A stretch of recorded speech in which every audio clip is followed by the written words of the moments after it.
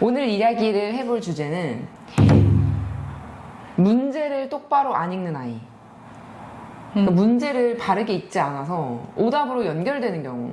그러니까 뭐 계산력도 괜찮고 이해도도 괜찮고 다 괜찮은데 희한하게 문제를 바르게 읽지 않아서 예를 들면은 차례로 계산을 쓰세요 라고 하면 기역, 니은, 디귿, 리을 이렇게 답을 써야 되는데 기역 이렇게 써놓는다든지. 그렇지. 큰 순서대로 나열하세요 라고 했는데 큰 수만 적는 거지. 그치. 그리고 나열하세요를 이제 못 보고 차례로를 못 봤어. 그 다음에 많이들 하는 거 다음에 예제를 보고 가 영화관과 나 영화관 중 누가 더 사람이 많은가를 하라고 했는데 가 영화관은 뭐 40%야. 나 영화관은 30%야. 답을 40%라고 적는 거지. 그치. 묻는 말에 답하지 않는 거지. 가 영화관, 나 영화관 중에 누가 사람이 많아? 라고 했는데 사람이 많은 퍼센트, 40%요? 라고 대답하니까 답이랑 당연히 맞지 않죠. 물론 40%는 정답이지만 맞는 말이었지만 걔가 요구한 것은 그게 아니었으니까. 그래서 이런 식으로 우리가 문제를 풀이하는 과정 속에서 올바르게 읽지 않거나 문제를 제대로 챙기지 않아가지고 이제 오답으로 연결되는 케이스들이 굉장히 많죠. 가장 큰 케이스는 그거지. 옳지 않은 것을 고르세요. 아는 애 밑줄까지 쳐져 있거든. 근데 옳은 걸 골라. 그리고 자꾸 답이 똑같대. 혹은 못 봤어요. 지금 다시 보실게요. 맞아. 그리고 틀렸는데 옳지 않은 거 고르는 거였어? 나는 희한한 소리를 하는 거지. 그러니까 옳은 것을 고르세요, 옳지 않은 것을 고르세요는 객관식 문제에서 매번 출제되는 유형으로 초등학교 때부터 고등학교 끝날 때까지 우리가 배우는 혹은 익히는 그런 부분인데 거기서 실수가 있다는 얘기는 가만히 둘 수 없지. 그건 좀 혼이 나야지. 근데 이제 그런 게 있어요. 혼이 난다 그래서 깔끔하게 걷어질 정도였으면 몇 번 혼나면 사라져야 되는데 그 지점이 잘 사라지지 않는 부분이 있다라는 거죠. 근데 그거에 대해서 조금 나는 어떻게 애들한테 얘기해 주냐면 예를 들어서 넷플릭스 시리즈가 있어요. 뭐 어떠한 아니면 애니메이션이 있어요. 똑같은 영화를 둘이 봅니다. 그런데 나는 저 여자가 아까 해왔던 귀걸이랑 목걸이랑 너무 예쁘더라. 그 사람이 머리 했던 이렇게 웨이브 스타일 있잖아. 그런 거 되게 잘 어울리는 것 같아. 그럼 상대방은 뭐라 하냐면 귀걸이를 했어? 라고 하는 거죠. 그러니까 이런 거예요. 이 사람들이 볼 수 있는 것은 2개야. 내가 볼 수 있는 건 5개야. 그래서 우리는 관찰력, 주의력에 대해서 얘기하고 있지만 그런 부분이 좀 떨어지는 것이 문제풀이에서 드러나는 경우가 있다는 거죠. 일상생활에서는 그런 부분이 덜 드러나고 있다가 이렇게 문제풀이라든지 아니면 책을 읽었다든지 어떠한 사건에 대해서 나열할 때 굉장히 많은 부분이 빠져 있다는 거예요. 그렇지만 그렇다고 소통할 때 문제가 생기냐? 그치. 그건 아니지만 문제풀이할 때 문제가 생기기 때문에 그런 친구들의 처방으로는 저는 밑줄 긋기를 일단 추천을 좀 드려요. 왜냐하면 밑줄을 내가 왜 긋는지에 대해서부터 설명을 드릴게요. 우리는 그냥 책을 읽을 때와 밑줄을 그 책을 읽을 때와는 집중도가 너무 다른데요. 이분들이 하는 그 밑줄 긋기는요. 그냥 밑줄을 긋는 것이 아니고 키워드에 동그라미를 치는 연습을 시킵니다. 예를 들어서 아까 옳지 않은 것을 고르시오 라고 할 때 아는 애 동그라미를 치게 만들어요. 그러니까 계속 시켜요. 아는 애 동그라미 했어? 올바른 거에 찾는 거에 동그라미 했어? 라는 식으로 본인이 틀리는 포인트가 있거든요. 거기를 계속 읽고 상쇄시키는 방법을 계속 진행시키고 그다음 차례로 큰 순서대로와 같은 이런 중요한 키워드를 그냥 가볍게 넘기기 때문에 그런 키워드에 동그라미를 쳐서 똑바로 한 번 더 확인하는 부분들을 거치는 것을 전 좀 시키는 편이고 이런 부분들이 생각보다 효과적이고 아이들에게 내가 이런 부분을 진짜 안 읽어서 틀렸네? 라는 아쉬움을 남겨줍니다. 왜냐하면 스스로 아쉬움을 갖지 않거나 내가 이런 것 때문에 틀려서 진짜 점수가 3, 4점이 깎였잖아. 계산이 틀린 것도 아니고 모르는 것도 아닌데 아까워 라는 걸 이 아이에게 심어주지 않으면 몇 번 혼낸다 그래서 사라지지 않는다라는 거죠. 밑줄 치거나 동그라미 치는 방법은 꽤나 효과적인 방법 중에 하나인데 문제에서 마지막에 몇 명인지 구하세요 라고 했을 때 그 명에다가 동그라미 치는 습관은 단위를 적지 않는 습관을 고치는데도 꽤나 효과적이에요. 몇 명입니까? 라고 물어봤는데 몇 봉지라고 적거나 몇 개라고 적는 친구들이 생각보다 상당히 많고 중고등학교 올라가게 되면 단위를 실수하는 것에서도 점수를 깎이기 때문에 이런 점까지 커버할 수 있는 방법이라고 생각해. 그리고 실수를 하거나 문제를 잘못 읽는 아이들도 있지만 문제를 건너뛰는 아이들이 있지요. 약간 3번과 4번 사이에 아무것도 없다고 그러니까 3번하고 5번 사이에 4번이 없다고 생각하는 거야. 그냥 넘어가는 거지. 왜냐면 3번은 객관식이고 5번은 객관식이어서 괄호 안에 답을 쓰는 게 있지만 4번은 주관식이기 때문에 그냥 넘어가는 케이스들이 있죠. 그건 1번부터 10번 정도까지의 문제를 풀 때 곧잘 실수로 나오는 부분들인데 그건 일상생활에서 비유하자면 우리가 나가려고 약속 시간에 거의 다 돼서 8시쯤 이제 나가려고 막 현관부로 나가다가 내 차 키 어디 있지? 해서 다시 들어오고 내 핸드폰 어디지? 해서 다시 들어오고 약간 이런 느낌이라고 생각할 수 있을 것 같아. 그래서 문제를 풀 때 빼놓거나 실수하거나 문제를 잘 읽지 않아서 틀리는 부분들은 한 가지만 갖고 있기는 어려운 것 같아. 문제를 잘 못 읽어서 틀리는 친구들이 문제를 건너뛰기도 하고 문제에서 묻는 것을 바르게 답하지 못하는 친구들이 문제에서 실수를 많이 해서 점수를 깎여오는 등의 문제들이 너무 많아요. 그래서 그거는 놓치지 않고 내가 가져갈 수 있는 연습이 충분히 필요하다. 연습 많이 해야 돼요. 근데 이 연습이라는 게 조금 결이 달라요. 무작정 문제를 많이 풀어댄다고 해서 소멸되지 않습니다. 그러니까 문제를 많이 풀어대면요, 어차피 이 실수가 더 고착화되고 오히려 실수가 완전 내게 돼서 내가 고치고자 했던 것들이 더 크게 발현되는 경우들도 있기 때문에 이러한 것들은 긴장도와 이 문제 푸는 자가 인지하고 있는 수준이 얼마큼인가, 자기 실수를 고칠 만한 개선의 의지가 있는가, 이런 것들이 더 크게 발현돼요. 왜냐하면 내 실수, 그러니까 내 성향과 굉장히 묶여있는 부분이기 때문에 한 번에 또는 문제의 양을 막 잔뜩 쏟아 부어서 이렇게 그 실수가 개선될 것이다 라는 것은 좀 희망적인 방법이 아니라는 거죠. 그 다음은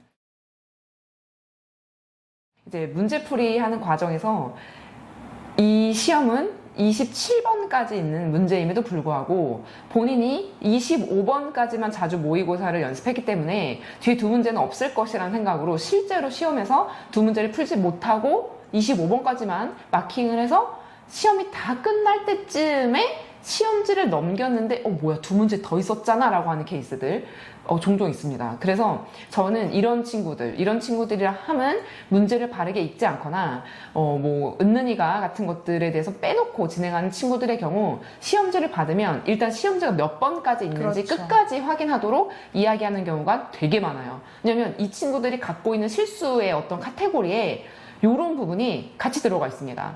아마 이 영상을 보시는 분들 중에도 나도 그런 적 있는데 라고 하실 분들 계실걸요. 그래서 내가 문제를 받았을 때 이 문제가 몇 번까지 있는지, 나 맨날 25번까지만 연습했기 때문에 이 문제 또한 25문제만 출제가 됐을 것이야 라는 것도 착각이라는 거죠. 어떨 때는 21번까지만 출제할 때도 있거든요. 되게 중요한 포인트다. 놓치는 아이들이 굉장히 많아요. 이거 되게 실수 많이 하고요. 그 다음 이런 거죠.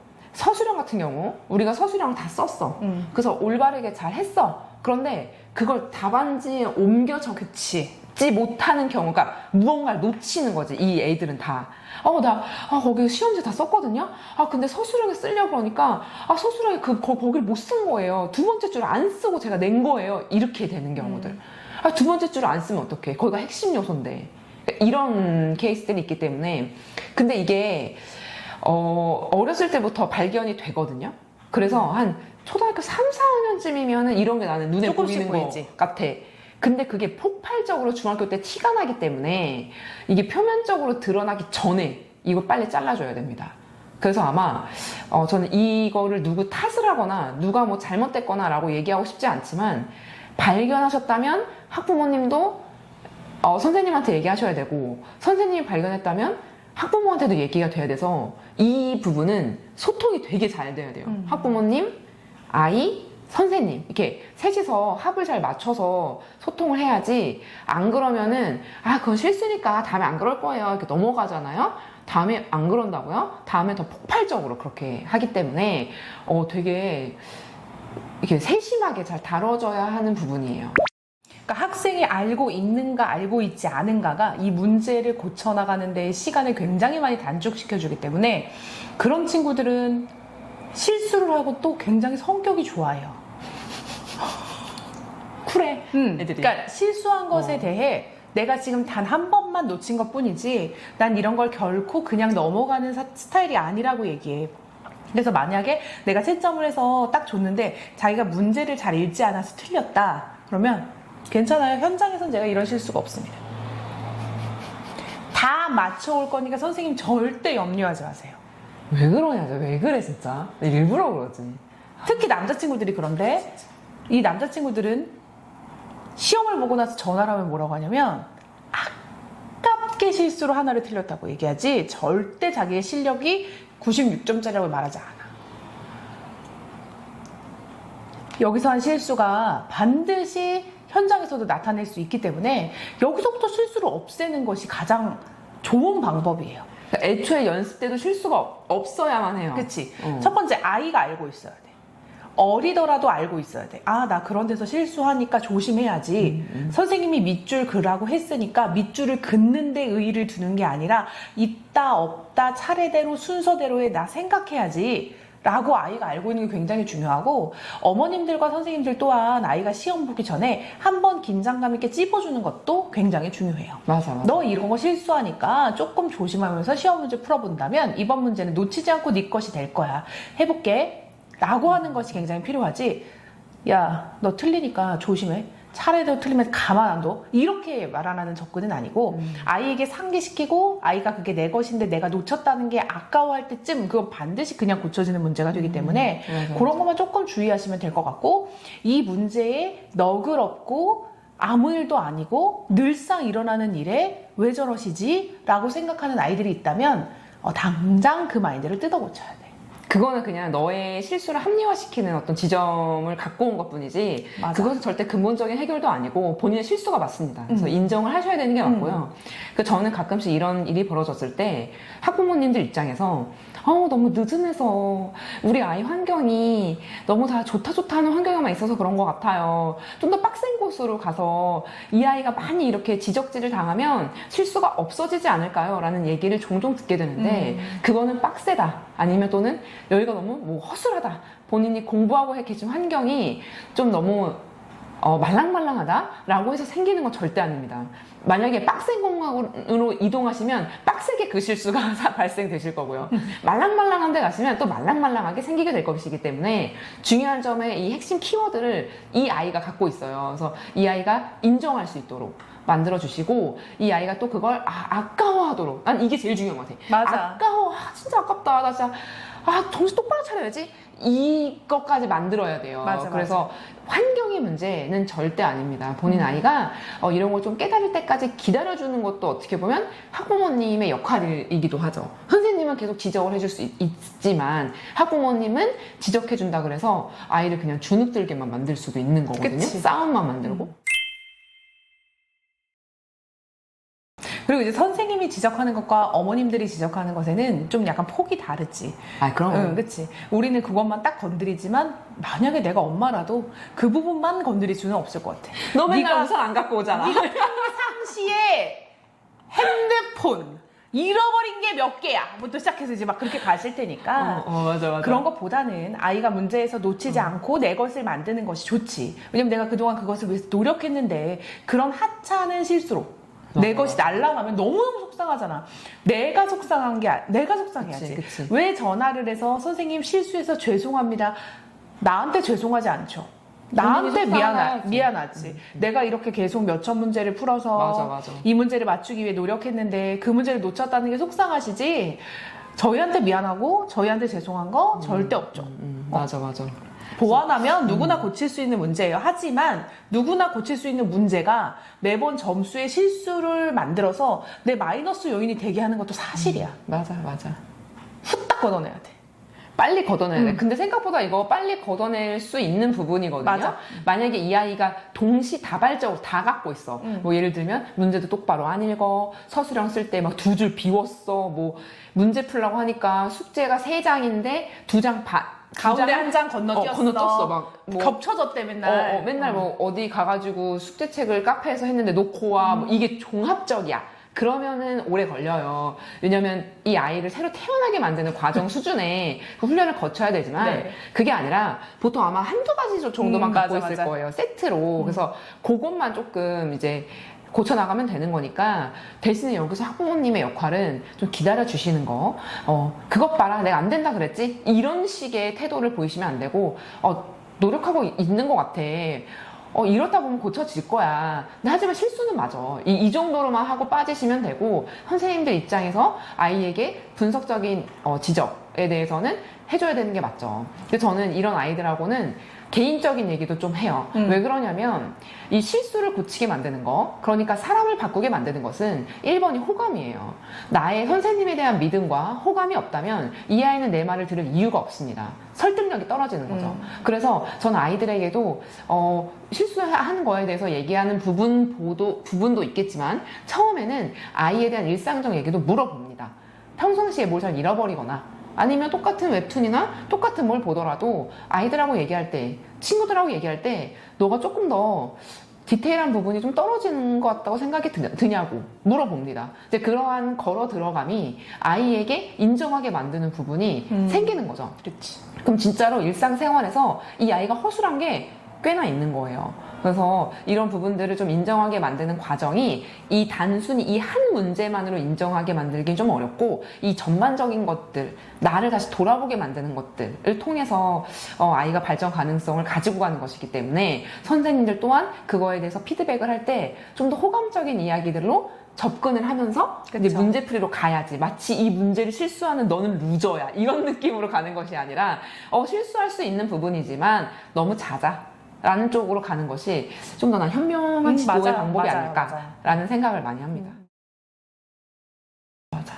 왜냐면 제가 이제 저 나름대로 이거를 컨텐츠를 할 때 실수 시리즈를 만들어야지라고 했을 때 사실 요 실수에 대해서는 제일 마지막에 촬영을 하고 싶었던 부분이 좀 있었다라는 거예요. 왜냐면 이 실수는 내가 갖고 있던 여러 가지 실수 시리즈들 중에 가장 빠르게 고칠 수 있기 때문에 사실 뭐 엄청난 공들여서 막 해야 되는 부분이라던가 그렇진 않거든요. 맞아. 그래서 그런 부분들이 좀 있으니까 의지를 가지고 개선해 나간다면 이런 친구들이야 뭐 점수 그냥 내지 뭐. 그치. 그리고 수학에서만 그렇진 않을걸? 맞아. 왜냐면 수학의 키워드가 나오는 게 적어. 다른 과목에 비해서요. 국어, 영어, 뭐 사회, 역사 이런 데에서는 아마 난리도 아닐 거야. 과학 이런 거. 용어를 외워야 되고 이런 부분들이 있는데 은는 이가까지 외우라고 하니까 이런 친구들은 힘들지. 빼먹는 이렇게 놓치고 가는 스타일인데 그래서 그리고 또 이런 게 있어. 이 친구들이 멍청해서 그런 게 절대 아닙니다. 그러니까 머리가 부족해서 그런 게 아니에요. 요거는 아까운 거야. 그러니까. 이런 친구들이 또 점수도 고르다. 맞아. 되게 또 그리고 평균적으로 나와요. 평균 이상의 점수대를 항상 유지하는 친구들이기 때문에 그게 안타까우니까 그것만 조심하자고 얘기하는 거야. 그리고 요것만 정말 딱 잡으면 정말 무리가 없거든. 그러니까 요게 내 실수라고 얘기하고 인지하는 친구들은 내가 지금 어느 정도 되고 있다는 거 아시는 분들이기 때문에 맞아. 요것만 살짝 걷어내면 됩니다. 이 실수를 하는 친구들이 가끔씩 그 오답 클리닉에 되게 집착하는 경우가 있는데 그 오답 클리닉에 집착하는 케이스는 요 케이스가 아니라는 거예요. 오답 클리닉을 요 케이스에 갖다 붙이시면요.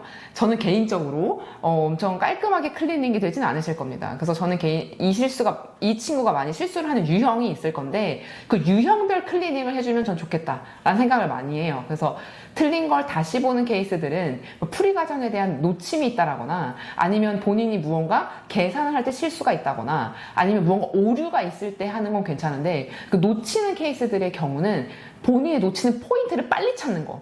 그게 오답 클리닉이에요. 그러니까 나는 뭐 문제를 건너뛰는 스타일이야. 나는 뭐 4번이나 5번 같은 번호까지 끝까지 확인하지 않고 1, 2, 3번 중에 정답이 없으면 4, 5번 중에 하나로 가는 끝까지 확인을 안 하고 가는 스타일이야. 뭐 여러 가지 실수 케이스들이 있거든요. 근데 그거를 빨리 캐치하는 거. 그게 되게 중요한 클리닉의 대전제가 되는 거죠. 그래서 내가 틀린 건 다 오답 클리닉 하겠어. 라는 것보다는 내 실수, 내가 놓치고 가는 지점이 어디지?에 대한 클리닉을 받는 것이 먼저다. 라고 저는 얘기를 하는데 얘네들은 노래를 들을 때도 등성등성 듣는다? 아, 그래? 그러니까 무슨 지난번에 한번 이 실수를 되게 사례라고 하면 난 떠오르는 여자아이가 있는데 그 친구는 지금 좀 좋은 고등학교를 갔거든요. 그 실수를 극복하고.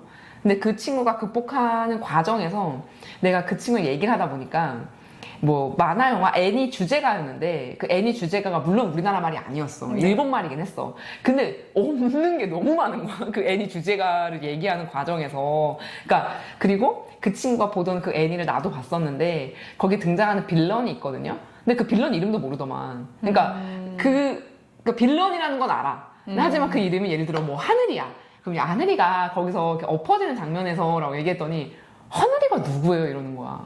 아니 그 빌런 이름이 하늘이야. 이러니까 나 여태까지 이름도 몰랐네. 이러더라고. 그러니까 그만큼 자기가 볼 수 있는 에너지를 쓰는 만큼만 보는 아이들이기 때문에 그 에너지를 좀 더 쓰게 만들어주는 게 되게 중요한 건데 또 쓰게 만들면 또 거기까지 올라와요. 그래서 그 주의력이나 관찰력 이런 부분들에 대한 훈련이 덜 돼서 그런 거지 그쵸? 안 돼서 그런 게 아니다. 그래서 저는 그 친구랑 그런 얘기를 많이 했어요. 뭐 그 애니 보고 와서 또 뭐 봤는데 전 똑같은 걸 또 보라고도 했어요. 근데 제가 왜 추천했냐면 아이들이기 때문에 책을 한 번 더 읽어와 라는 건 재미가 없잖아요. 그래서 한 3, 4분짜리 영상을 보는 것도 괜찮습니다. 근데 볼 때 디테일하게 이제 물어봐야죠. 거기서 어땠어? 거기서 뭐 입고 왔어?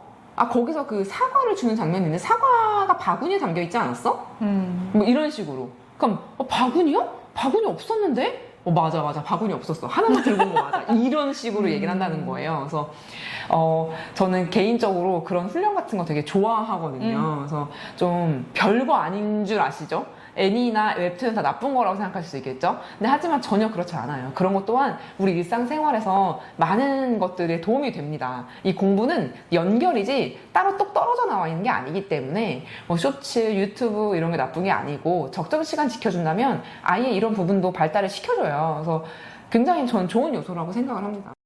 왜냐면 지난 시간에 어떤 친구가 수업 시간에 그런 얘기를 하더라고. 10몇 점이었대 수학 점수가. 근데 그 티처스 프로그램에 나와서 선생님들께 처방을 받아가지고 뭐 한두 달 만인가 50점을 맞은 거야. 그러니까 얘가 40몇 점을 올린 거잖아. 너무 대단하잖아. 그 비법이 뭐냐 이런 식으로 저한테 물어보더라고요.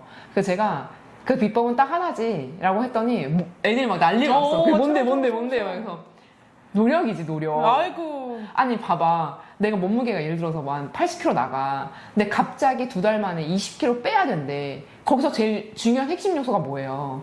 노력이죠. 그렇지 않을까요? 예를 들어서 내가 키가 커지고 싶어. 한 10cm. 키는요, 노력으로 안 커져요. 그건 우리가 할 수 없는 영역이고, 나는 그런 얘기를 하는 게 아니라, 우리가 움직이고, 부단히 노력하고, 부단히 뭔가를 한다면, 결과가 바뀌는 것. 그것은 희한하게 공부에서 더 드라마틱하게 빨리 드러날 뿐인 것 같아요. 그래서 내가 솔직히 말할게. 안다? 알잖아. 어떻게 하면 점수가 잘 나오는지 알지 않아? 왜 자꾸 치트키를 갈래? 치트키가 그러니까 없어. 그게 아니라 아는 잠깐만. 뭔데? 아니, 움직여. 알잖아. 방법을 알아. 근데 그거 안 하는 거잖아. 그리고 어떻게 하는 거야? 빨리 성공할 수 있는, 빨리 할 수 있는 방법 달라는 거잖아. 그래서 유튜브 보는 거잖아. 맞아. 내일 중간고사 잘 보는 방법을 왜 오늘 찾아? 나는 그래서 가끔씩, 그 진짜 그걸 뭐라 갑자기 하는 게 열받았어, 아니라, 지금. 나도 그래. 왜냐면 나는 그런 걸 안 올려. 그러니까 예를 들어서 뭐, 중간고사 잘 찍는 방법? 잘 찍는 방법이 있더라? 그런 걸 올리더라고. 근데 나는 잘 찍는 게 어딨어. 공부를 똑바로 해야지. 잘 찍는 방법은 없어. 그냥 걔가 운빨이 좋았겠지. 아니면 내가 볼 때는 잘 찍었는데 무슨 뭐 걔는 50점 나왔대요 이런 애들이 있거든. 잘 찍어서. 근데 솔직히 난 그거 안 믿어. 50점이 나올 정도면 다 찍은 건 아니다. 공부를 했다니까 걔가. 아예 바보는 아닌 거야. 그리고 왜 그런 거 있지? 공부를 좀 했던 애다? 근데 요번에 시험이 좀 어려워서 뒷장을 못 풀었대. 근데 걔가 문제를 쓱 보고 3번, 4번, 5번으로 찍었는데 선생님 셋 다 맞았다요. 걔들 이렇게 얘기를 하는데 걔는 문제를 많이 풀어봤기 때문에 그 3번, 맞아, 4번, 5번이 맞아. 답인 거까지는 감이 오는 거야. 그래서 공부 잘하는 애들이 혹은 많이 풀어봤던 친구들이 한두 개를 찍더라도 그게 답인 것이지. 26문제, 27문제를 다 찍었는데 답이다? 그 신이 와도 안 돼. 그리고 솔직히 말해서 안다니까? 다이어트 어떻게 하면 성공하나요? 식단 운동하세요가 정답. 그게 그 방법밖에 없어. 근데 우리는 뭘 찾아보냐면 일주일 만에 10kg 빼는 식단. 그런 게 어딨어. 운동 안 하고 살 빠지는 방법. 뭐 이런 거 보고 앉아있잖아. 나도 마찬가지야. 너네들도 지금 이런 영상을 보는 거? 솔직히 이 영상 보는 시간에 노력하면 되시거든요. 맞아. 수학 어떻게 하면 잘합니까? 개념 읽어보시고 개념 내 것이 될 때까지 문제 풀어보시고 문제 풀어봐서 개념이 내게 됐으면 응용서로 넘어가시고 응용도 내 걸로 됐으면 심화 한번 건드려 보시고 심화 다 하셨으면 선행 만들어 보시고 하나 더. 그 5개를 돌려가면서 해보시고 그럼 점수는 그냥 따라오는 거거든. 하지만 너네들이 조금의 실수를 고쳐보겠다는 마음을 알고 있기 때문에 응원합니다. 그치. 그렇기 때문에 문제를 잘 읽지 못하는 이런 류의 실수들은 충분히 고쳐질 수 있으니 이제 영상 끄고 공부하시러 가시기 바라겠습니다. 자, 그럼 안녕. 실수 고칠 수 있어. 포기하지 마. 포기. 썸네일 찍어야 돼요. 예스. 그게 뭐예요? 썸네일이요. 그렇게 하고 하고 싶은 썸네일 있으세요? 왜 그래? 썸네일을 그렇게 하고 찍는다고요? 몰랐어요? 다시 해보세요. 그게 썸네일이야? 예스. 왜요? 몰라, 그냥 썸네일이야. 이렇게요? 하늘을 보게 하는 거.